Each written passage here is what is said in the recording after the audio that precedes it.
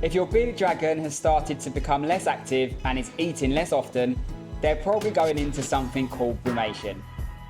Today we're going to be covering everything you need to know about this and what you can do to help them through it. So without further ado, let's get straight into the video.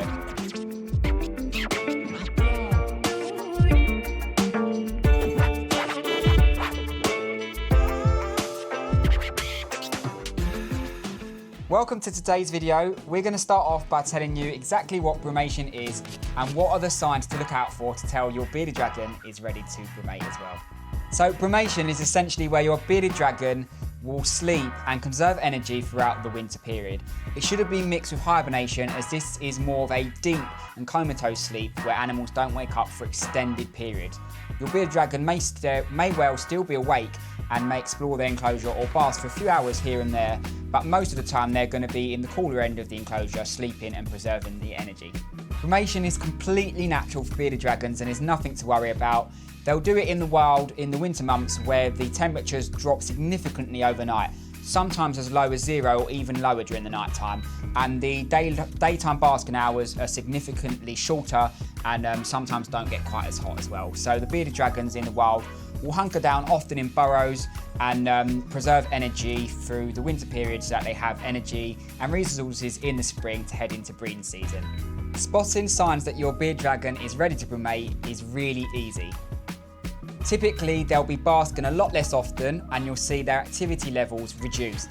They'll spend a lot more time in the shaded and cooler end of their enclosure, and they'll also turn their nose up to certain foods that they usually love. There's a few different things you can do to help your bearded dragon through their brumation period, and we're going to cover these things, including lighting and substrates. But before that, I'm going to cover one important topic. Bearded dragons showing signs of brumation can also be similar to bearded dragons showing signs of illness. So if you believe your bearded dragon is ready to brumate, it's worth checking their condition to make sure that they're a healthy weight to get through this period, and it may also be worth doing a fecal sample just to make sure they haven't got any parasites, again before putting them through their brumation period as well. Once these things are ruled out, then you should be all ready to go. Let's talk about your heating and lighting and how you can adapt these to help your bearded dragon through brumation. Typically, your lights and your heating should be on for around 12 hours per day, but when they go through this brumation period, it's important to make sure that you reduce these to around 6 hours per day, as this can help them distinguish between the summer and the winter months in captivity. You can use your electrical timer to adjust these on and off times and make sure that it's around 6 hours per day. You don't want to turn them off completely, like some sources may suggest, as bearded dragons in the wild will still have some daylight hours, and like I said earlier, they're not in a complete hibernation. Brumation is more of a light sleep, so your bearded dragon may choose to come out here and there to bask for a few hours per day, and they should have the choice to do this. But you don't want it to be on for a very long period, as you may confuse them. It's also important to make sure that they have a cool end in the enclosure, as this is where they'll spend most of their time. There's no point having the lighting and the heating on for 6 hours a day and making the enclosure boiling hot all over, because they're not going to be able to brumate properly. So you need to make sure that you're reading your temperature gradients and making sure that there is this cool end of the enclosure. You may have to readjust the setup of your enclosure and move the heating source to one end so that there is this cooler end if perhaps your basking area was in the middle of the enclosure beforehand.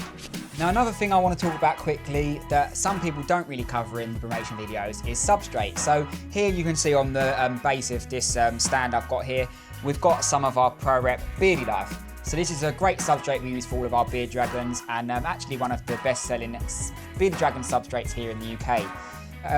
We really like to make sure that they've got this even throughout their brumation period, because in the wild, bearded dragons are going to be burrowing, and that's actually where they'll spend their time during this period.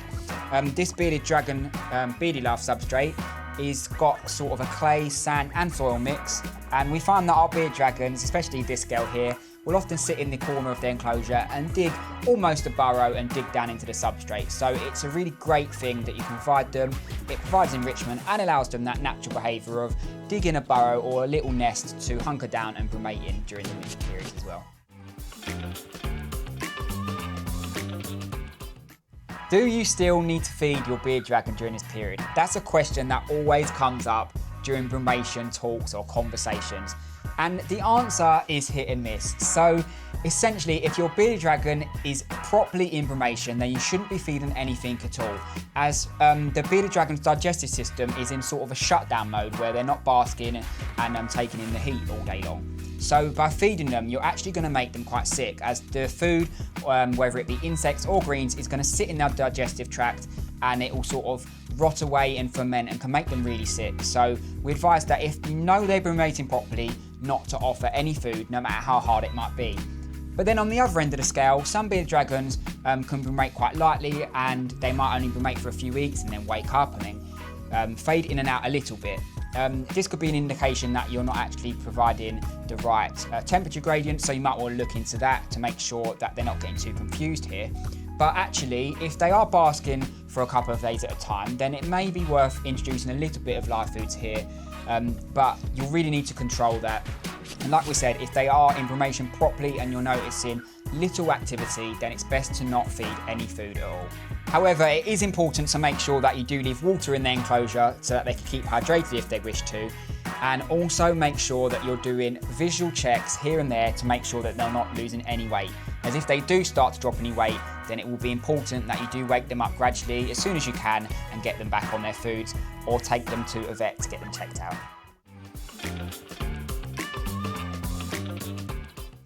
Each bearded dragon is different and has their own period of brumation. So some might only last a month, whereas some can go on to 3 or even 4 months in some circumstances as well.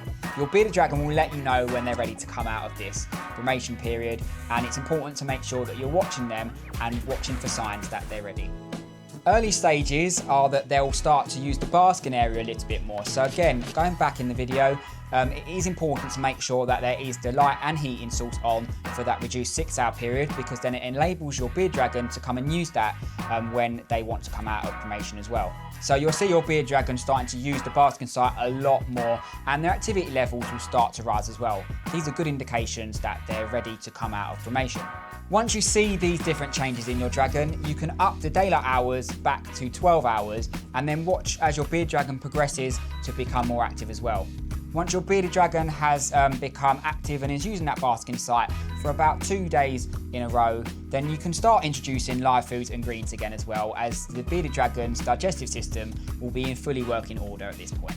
As soon as your bearded dragon has started eating again, then I'm sure that they're going to start feeding themselves, and from here on out you're in the clear, and you should have your bearded dragon back to their normal routine of behaviours and out of the brumation period. I hope this video has been really useful to you and has answered any questions or concerns you might have about this all-important topic that so many people get confused by every year with new bearded dragon owners. If you do have any questions about this, please do pop them down in the comment section below and we'll get back to you as soon as we can.